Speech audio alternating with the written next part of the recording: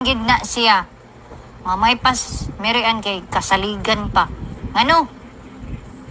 Ana siya nga nako nga pagka-friend. Nana siya kanang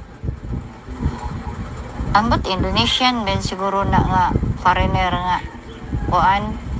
Datapos kani laging nga amiga nako kay double timer pod. Pag mawala ang katong yang kaipon nga Indonesian nga foreigner, ako'y bitbiton kay mga silingan pay imo nga machismosa. Magkita mi ang kabahog tik-tik kay mag-date man day siya lain nga laki.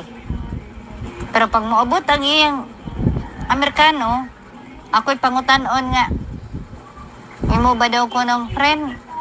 Good girl ba mo yun? Pugog o. Ala nga naman mo ingon kog di. Giprotektahan ako kung amiga.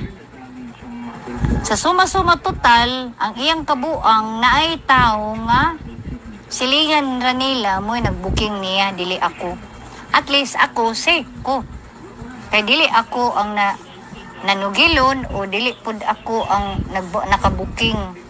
Karon yang sitwasyon ka naman sila anak isa atong foreigner, babae, guwapa ra ba guys. Na ang yang anak no kay nahimo nag flight stewardess kay pertiging guwapa ha. Guwapa gid siya. Foreigner gid og naong. Kay babae man.